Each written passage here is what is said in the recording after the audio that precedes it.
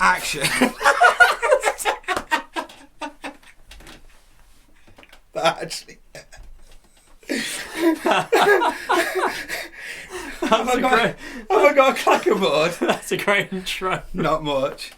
Ow, my ears. Action. Right, go. Anyway, First question. Yeah. Welcome to the question and answer. Red Giant. First ever question and answer of Red Giant. Okay. Question 1. By the way, I hope you're alright. I'm not. I've got perforated eardrums. So Smashed his lugs in early doors. Does every gig. Where do I need to look in the fish eye? Right there. That's where we're looking. Okay, cheers. Okay, so here we go. Question 1. This is from Snow Jedi _BG. Hello, Snow Jedi. I love that name. That's a great name. Have you ever swapped instruments on stage, and can John Joe sing? Yeah, I can. He Thank can. you. Yeah, he can sing way Like better an than I angel. can. Yeah. It's literally, you've not heard the lungs on that man. Yeah. Do you know what? Actually, I'm getting better at singing. I've been singing in the car quite a lot. Really? Yeah, but I'm not doing BVs or anything. But One I can. day. You Sing along to Iron Maiden. amazing. You got to start. We've got to start somewhere. Yeah. The thing that I loved is when I first saw John Joe play. He was doing backing vocals. John Joe used to sing the original Prankster, wasn't it? By Yeah, we used to do Original Prankster, and I used to have to go, Original Prankster, and they'd be like, oh yeah, we need 3 microphones. I think they just did it to wind me up, really. Yeah.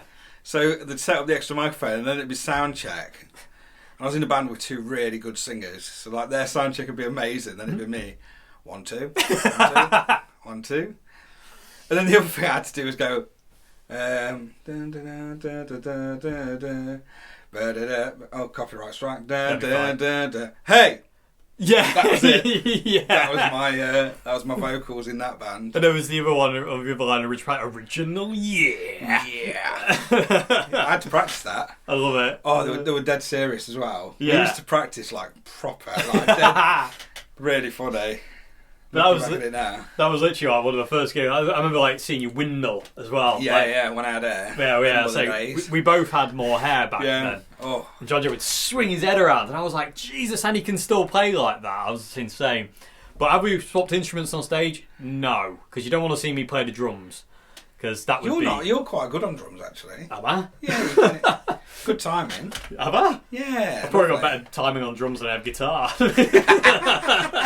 Your timing's great. Both times. It's great when I actually like just kind of like go, right, Dave, don't listen to your inner meter and actually listen to somebody who actually knows how to keep time. Because I remember like when we were doing Dark of Me, and you were like, maybe you should be a bit tight. Maybe just listen to the hi-hat. I was like, yeah! It sounds better when I do listen to the hi-hat, but I do try. But yeah, You're fine, mate. Yeah, absolutely fine. But yeah, so that's... So yeah, I can sing to answer your question. Yeah. And no, we haven't swapped instruments because I can't play any other instruments. I just hit things with bits of wood and nothing else. Yeah, and in all fairness, I can play like other instruments like okay, but like guitar is like, well, that's probably. We might do it like one day if we ever play Wembley. We'll do that. We'll do a whole song swapping instruments. But until then, we're not doing it. I'll jump on a kazoo. Indeed, yeah. Right, let's find another question. Question 2. So, any chance you could do a US run, a US tour run? Highly doubtful. I can't afford to go to America on holiday. Yeah, exactly. Yeah. Never mind with all the equipment and everything. Yeah, because the problem with touring the US is you need a visa, and that costs money, and then you need to get over there. That costs money. Renting backline costs money. Renting a vehicle costs money. Renting the venues costs money. Trying every fast food outlet on the way Costs money. costs money. So Going to Seattle, which is probably massively out of the way to visit Jimi Hendrix, costs money.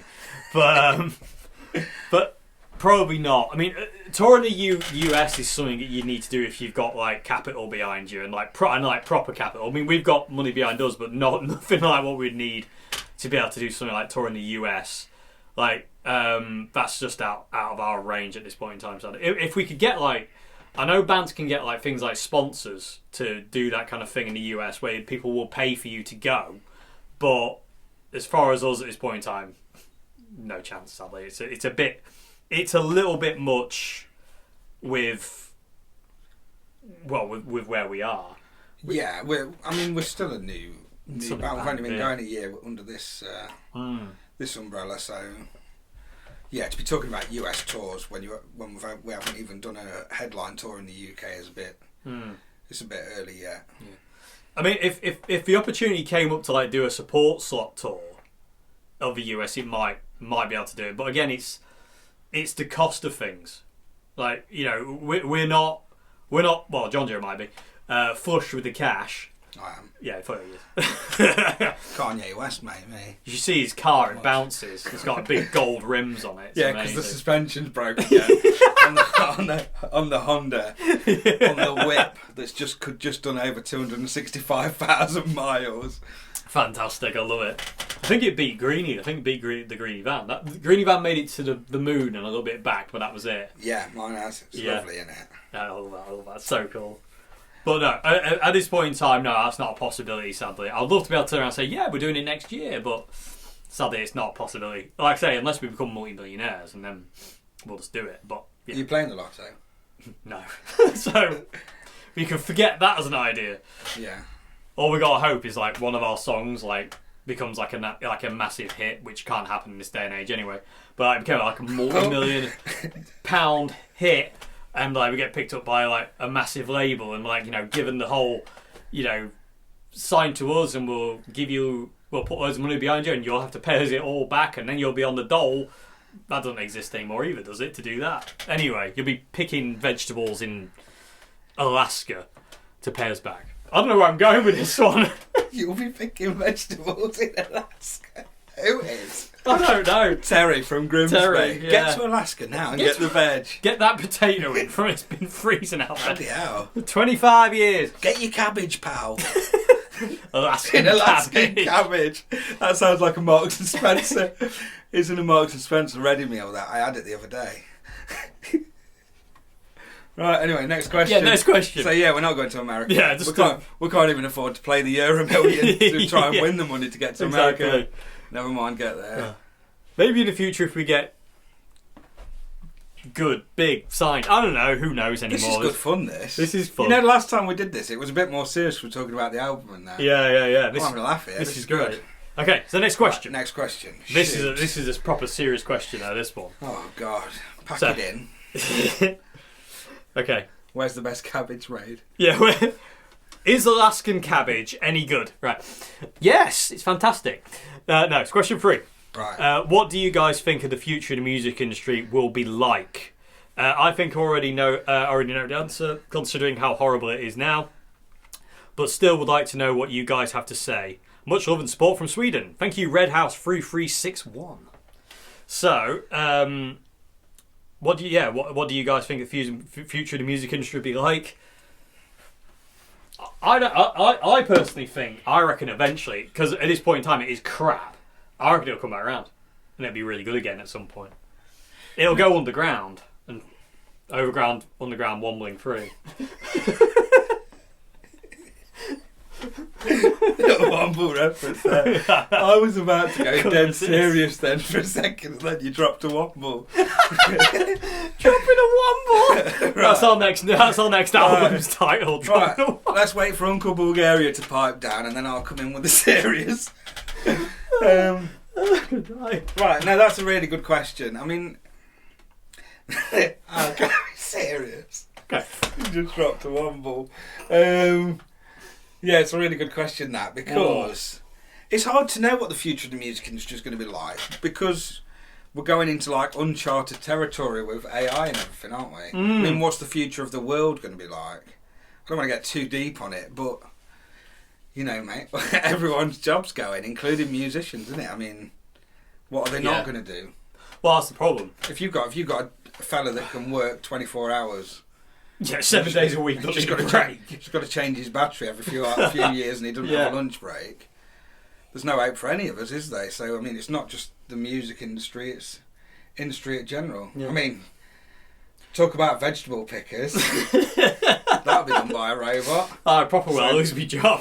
It's Terry from Grimsby. Yeah. No point in going to Alaska, mate. No, because it's all AI is going to I don't think humans realise what they're doing with AI. That's the problem. We're making ourselves obsolete, and I think that's fantastic. The fact that we've got that much short-sightedness that we're like, you know what, this computer's going to be way better than you, and in your job, like, you know, this can do what you can do, and it doesn't ever have to take a break. It never gets ill. And with the music industry, Gets rusty. It does. It gets rusty. That's what I'm going to be doing. I'm going to be around watering the AIs. You can't water. Sprinkle. Just give them a sprinkle. That'd be all right. Or not. The future of the music industry. I mean, to be honest, of all the industries that is resilient, that's gone through everything.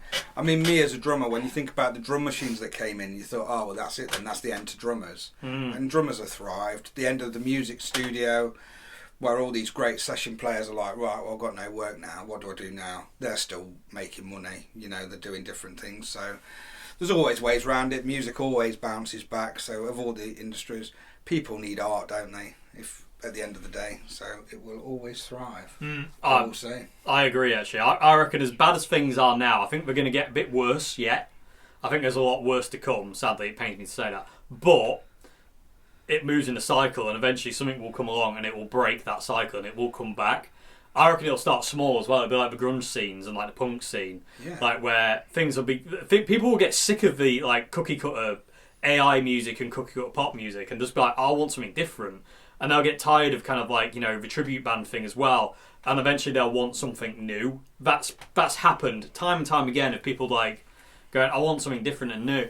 And eventually it'll come back around. It'll start small in like pubs and then like clubs and stuff. And there won't be a lot of venues. I'm speaking for the UK here. I know some places Europe's probably still okay. But it'll go really small and then it'll get big again and it'll build back up. How long that'll take? Who knows, but I reckon it will happen. History has proven this to be so. Well, people want live music and stuff, don't they? And just because you've got something like AI helping you write, it'd be interesting to see how it affects the live music scene. True. Very true. Because, I mean, already it's... there's a lot of programming, a lot of backing tracks. Even my function bands are running tracks. It's the way the world is now, isn't it? You want polished things like that. Yeah, but it will turn around, I think. It will, definitely. People need art, especially in times like that. That's when it's most important when it comes to the fore, isn't it? So yeah. I mean, at this point in time, I feel like a dinosaur. Wanting to be in a three-piece rock band where everything's just you make all the sound. Yeah. Like, there's nothing else. I feel like a bit of a dinosaur. But I think that's okay because there's nothing wrong with that. And there's, like I say, things will always come back around. It's depressing to see it. You're right, mate. You need a long Heimlich. I need to go to Alaska and pick some cabbages. That'll sort me out. Too much laughing at the whole. Thank you. There we go. I feel burped now. It's dropping a womble. Like that's drop a womble. That is the new thing. I love that. Oh, I'm going to drop. Anyway, talking about the music industry. I mean, me and you. Anyone who watches this channel knows the band Eternal Optimists. Me and you. So. Oh yeah. Always positive thinking here. You know, we're always on the up, aren't we? Indeed, you never know. We'll be happy. Yeah. We'll be alright. The thing is, as long as we can play music live, even if like a couple of times a year, even if it's like at one venue, like the Flying Circus, that's more than enough sometimes. You know, obviously as musicians, we want our music to get out there to the biggest audience possible and get like, you know, new fans and new people to listen to it. Because otherwise, what's the point? You always want to bet. It's like learning an instrument. You always want to be better. So if you're in a band, you always want to write better songs, you want to write better music, and you want to get it out to more people often. And if you don't, I don't see the point in doing it. Like, why are you doing it? Like, you want to better yourself. You want to be better at this, you want to be better at that. You want more people to come to your gigs. You want it to spread further. You know, you want to be a virus. A musical virus. Not just musical. Yeah. You want to be... No, I'm not going to say that. I was going to say something that's really bad. Don't say it, mate. No. God, I've got to learn to filter myself. Okay. Anyway, but yeah, that's your question. I hope that was some kind of answer anyway on that one. So where are we now? We're doing really well on this one, John. We're going fast, I reckon. We are going really fast. But the cool thing is, though, I mean, I think we'll limit it to like 4 questions per video just to kind of like keep it kind of... Because I can imagine some of the questions we've got might be an entire Q&A, even just one question. So we'll keep it limited. Is there anything else we need to add on that? I don't know. Just read the question again. Let me just. Yeah. What do you guys think of the future of the music industry will be like? Yeah. Like so, I mean, just I'll tell you what's cool. Like the other day for me, because the music industry is so different in so many ways, isn't it? Like you say, you've got the tribute acts now that are selling out venues that traditionally bands used to sell out. I tried to get System of a Down tickets the other day for Diane for Christmas. They're 260 quid, 270 quid. I mean, why? I saw them a few years ago and it wasn't anything like that. So no. That's got to crash at some point, because the only people that can afford that are people who are high earners, I would say, and people who really, really, really want to see the band. It's the main big fans of the band, so it's a difficult one. But then, even then, though, like, you know, I remember hearing like when Oasis reformed, like the real fans couldn't get tickets, and they were bought out. Yeah, I couldn't get tickets. You tried, didn't you? Yeah. Yeah. But all over it. I think that's the problem with it, though. Is like you said, I reckon that he's going to become. Our PR guy, he was talking to me about this kind of the way the industry is right now, and he says the main things at this point in time in the industry are nostalgia acts, like your pop acts and your tribute bands. That's it. Like original acts that aren't or weren't already established, because at this point in time there's a massive resurgence in Britpop. Like you see, like Suede and Ocean Colour Scene, and it's because of Oasis they've reopened that door, and everyone all of a sudden wants to kind of relive the 90s, and it's like that's all well and good, but what the problem with that is, when like Ocean Colour Scene, who had like a couple of hits, I mean they're a good band, but they only had a couple of hits. It's not like they're like Oasis level, or even like Blur level, or something like that. When they're like, you know, 100 quid per ticket, 150 quid per ticket, you're like, who is this marketed to? Like, because I hate the people who buy these things. They're not interested in being fans of the band. They're going there for an Instagram story. Hashtag look at me, look where I am. It's like a status symbol of look at me, I'm at these big gigs because I can afford it, and there's a lot of that on social media. It's one of my biggest drives. Some people like it. I think you got to think like them nostalgia acts now. The people that were fans back in the day have now got money. True, that's true. It's people our age. Yeah, isn't it really? Yeah. Loving that kind of music in the 90s, so they've probably got stable jobs, and they've got a bit of disposable income. It's the youngsters I feel sorry for that are like can't afford the rent, you know, never mind going to see bloody Ocean Colour Scene. Anyway, I was saying I loved it the other day when we played Lincoln, and you know, you got like these underground bands. I mean, they'd love to be where we are now. That's what we've got to bear in mind. You know, I mean, it's difficult because you see these things, and the future of music's interesting because bands like Ocean Colour Scene and Oasis and stuff like that were writing songs and writing hits. Nowadays, the best musicians I know are in tribute bands. I said this before on the last thing. The best musicians I know at the minute are all on Panto. You know, a lot of them aren't writing songs because there's no money in it. So all the best musicians are now not writing songs. Which is really interesting. I don't think there's been a time like it, really. No, because it doesn't pay to. Like, it's the weirdest thing. I mean, I love writing music. I love writing songs. I've got projects I want to do, but you know, obviously Red Giant is number one of that. But it's mental how many people who like obviously like the only other person I know who still writes music is Ian. Like that. Other than that, who writes every day? He'll do something every day, and he's constantly writing for albums. But he's in a lucky position. He is, because if he didn't have his past.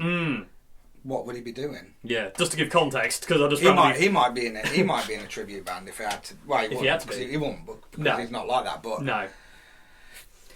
because that's another interesting question. Is like, how far down the sellout well do you want to go? Like, because to me, I've decked in a few tribute acts and stuff like that, and I found it quite soul destroying. Like it's really good fun, but I don't come away from it with the buzz I get from like playing Red Giant stuff. Like the gigs we've done compared to the tribute acts gigs I've done, or cover band stuff I've done, I don't get that same kind of buzz. I love doing it; it's great fun. And it's great fun just to kind of go up on stage and play something. It's kind of like, you know people are going to love. You don't have to have that fear that someone's going to go, "This is rubbish. Play something we know," and you don't have that fear. But at the same time, like. I don't get the same rush from it. But it's like, you know, like for me, like for instance, a good friend of mine, Leo, I play in the function band with. You know, like he slept around Manchester for over a decade with his original songs, and now he makes a living from music. You know what I mean? Whereas when he was doing the original stuff, he had to have other jobs and stuff. Yeah. So it's just, you're still living the dream, aren't you? I think. Yeah, and like it's a difficult one because it's like, oh, you can't be in a tribute band, but they're playing theatres. Yeah. You know, to people, and it's not songs that you write, but a lot of the people that do it might not necessarily be songwriters. They're just musicians. Like it might just be a guitar player, or I've got a mate that's winning one of the best Foo Fighters tributes in the UK. He's going around the venues he's playing at, mate. They just recorded at Abbey Road. You know, mental. I mean, and it's crazy, isn't it? That is mental, and again, that blows my mind as well because you get originals acts like we played with the other night and us, who can't do that kind of thing. Yeah, you can't. We can't. It's £8 a ticket, and and you still can't get people there. Yeah, you £8 for free originals bands, and it's difficult for venues as well. I mean, like the problem we have found is venues where if they have a Killers tribute, they know they can sell it out. If they have an originals band, they know it'll be sparse.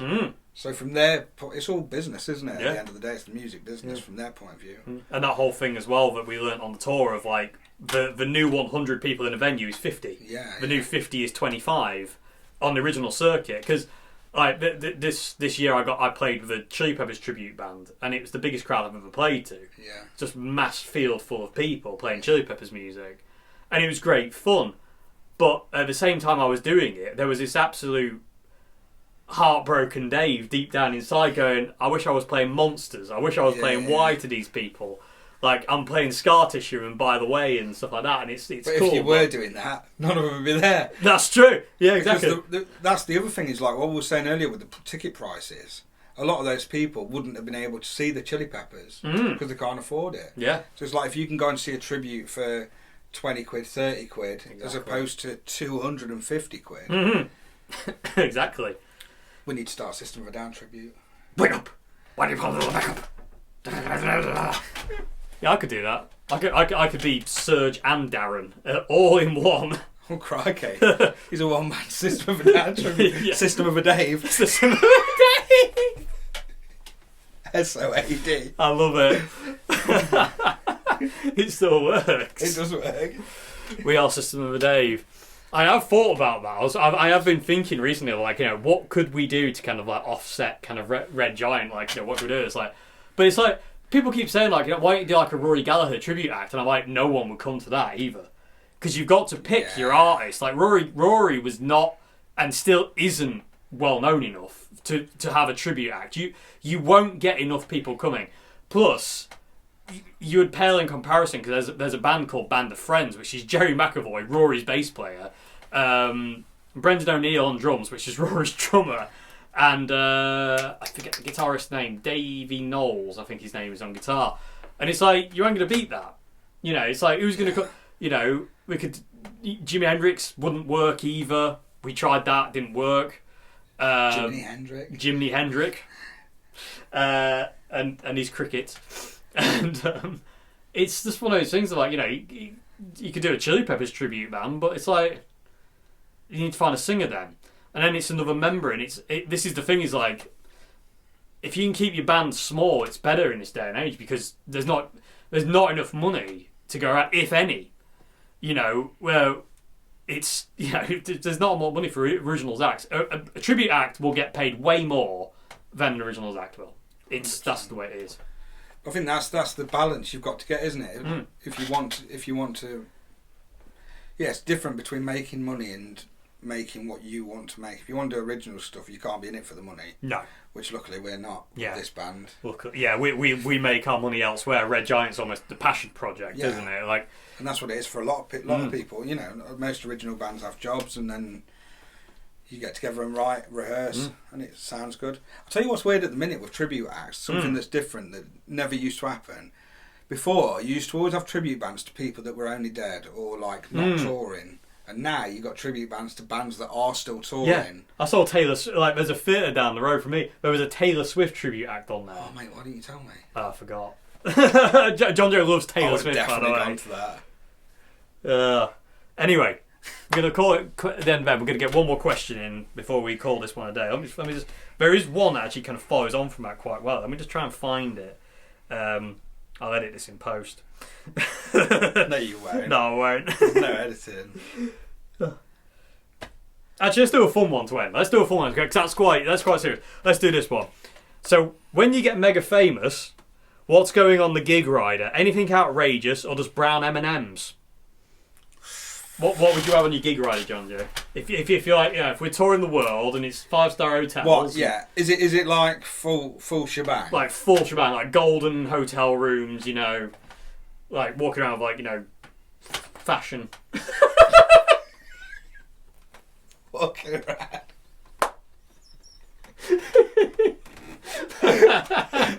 That's a womble right there. I tell you what, these chairs creak. They proper creak. They're old. They're from like 1986. Really? Year after I was born. Yeah. They got date on. Are they? Yeah, they got date on when they were born. I'll tell you what, Dave. They don't make them like this anymore, do they? 1990. 28th of the 3rd, 1990. Cry. There you go. So, yeah, not bad. They don't make them like that anymore. No. Right, gig rider.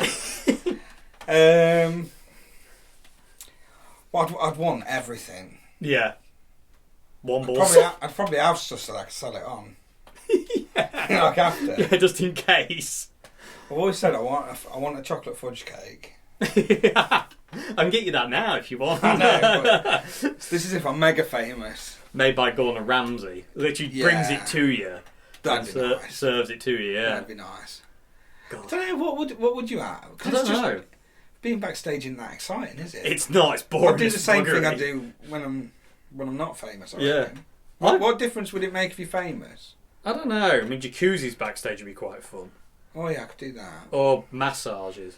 No, don't get any ideas. That's disgusting. Anyway, I'd have a sports massage. Before you went on. No, I don't want it because you were saying about yours the other day and it doesn't sound much fun. No, it hurts. Yeah, and you feel rough a couple of days afterwards. No. Yeah, it gives you a weird impression you're getting a cold, like a really bad flu, and then you're okay after that. But we're not very rock and roll, are we? No, if I started drinking like mad, I'd end up with gout flare-ups. I wouldn't be able to do the tour. Have to deck me out. My toes playing up. I'd still get the booze, so I could sell it back on the Ville. Yeah, we'll just sell it. Yeah, sell it to the fans. Yeah, so I'd want assorted high-end whiskies. Moe. Macallan. That's what I'd want. That's what Neil Peart used to drink. Is it? Yeah, I've only had one bottle in my life. It used to be a lot cheaper. It's gone ridiculous. So I'd have a load of that. I'd have one for myself, sell the rest. Get them straight on eBay, no fees. Top up the pension. But we're already famous. We've got loads of money already. Yeah, I'd say we would be, wouldn't we, if we've made it? If we're getting riders like that. If we're getting massive riders, that means we're like... I'll just be giving stuff away for free. I don't need to be selling the booze then. No. We're boring. We are boring. I'd like bananas and pepperonis. Yeah, load of water. Yeah. Diet Coke. Yeah. McDonald's vouchers. Can you get that? No, you get McDonald's. I mean, at that level of fame, I don't want you to bring me the McDonald's though, because it'll be cold by the time we go on. That's true. I want vouchers for after. I don't know. What would you have? John Frusciante as a slave. Really? No. Of all the slaves you could have had, get someone stronger. That's true. Then they could carry you and that. Yeah. When you're tired. Yeah, just like John, carry me to the stage, please. Play the guitar for me. I can't be bothered tonight. No, don't. Red Giant does not endorse slavery, just so you know. I don't know. Like literally, I don't even know. Dropping a womble again. I don't know. It's one of those things that, like, I think unless you would do stupid stuff. You would do. I mean, like, because you'd get bored. So. Do you ever hear the amazing one with Bruce Dickinson? Where he was on tour with Iron Maiden. They're in the US, and he called it they called it tour madness because they're on tour in the US by bus because they couldn't afford to fly, and Steve Harris loved it apparently, but the rest of the band hated it. Because it's hotels every night on the bus. Like, you do the gig on the bus for hundreds and thousands of miles touring the US. And they were doing a gig, and they came off stage, and Bruce Dickinson goes, I want a curry. And they're like, well, there's no curry houses here. There's nowhere near. He goes, I need a curry or I'm going to die. That's what's going to happen. And he paid an obscene amount of money just to get a curry to him. Really? And he was like, and then he looked back and he was like, why did I spend all that on a curry? And then then they would smash up hotel rooms as well because they got sick of hotel. They called it hotelitis. Yeah. Like just getting stuck in hotels, like nothing to do. You can't go out because you need to save yourself for the gig that night, so you can't be too energetic or do stuff like that. You got to pace yourself. To be honest with you, touring back then sounded like proper. If touring was like it was then, now I don't think a lot of people would do it because you had to be made of bloody stern stuff back then. Yeah, could you imagine it where you can't even FaceTime and stuff Yeah. like that? Yeah, that wouldn't be very good. Would if it? you're away, you're away. Yeah. No mobile phones. Like you might be able to ring somebody when you get to a gig, maybe. Like, but God Almighty, because they were talking. Iron Maiden talking about that as well. Like when they all got families after a while and going on tour without your family. When you're away, you're away. It must have been heartbreaking to leave your family and know you're gone for like 3 to 4 months, like to a year. But again, that stuff like that now is just made easy with technology. But like, yeah, jeez Louise. Anyway, yeah, as far as Ryder goes, I don't know. I don't I know. love the brown M&Ms though. Proper. I love an M&M. Yeah, I'll go for the older. I love the fact that came about because that was Van Halen. Yeah. They did that as a test, didn't they, to see what they could get away with. It was never like they never actually wanted it, but they just thought, let's see what they'll actually do as a joke, and they actually did it. I'd have them if they were there. I love it. Them. I wouldn't leave them. A big thing of M&Ms would be great, wouldn't it? Drinkable chocolates. It might be. I'd be Wire dead. it to my veins. I'd be dead. I love Can you it. ask for like books, like rare books and stuff? That'd be cool, wouldn't it? Yeah. Yeah, That'd cool be stuff like that. I'd just say Yeah. like, get me 5 books that you find interesting, and then take them when I'm at home. I can have a read. That'd be ace. Yeah, That'd work. Yeah. Because it's like it reminds me of that scene. Fresh socks. Fresh socks. Nike socks. Yeah. They're expensive. They are. Socks Oh, are but I'm rich, ridiculous. aren't I? Yeah, you Buy my don't. own socks. Might have an endorsement with Nike at that point to get Oh, yeah, free I'm not- socks. Basically, Tiger Woods at that point. Yeah. I was going to say something else then, but we're not going to go down Go that on. route near now, Carl. Dare you? No, then you've probably got legal people who like scan YouTube for slander and libel. But anyway, just like Tiger Woods. But it just reminds me of that scene in Wayne's World 2 where it's Del Preston, the roadie.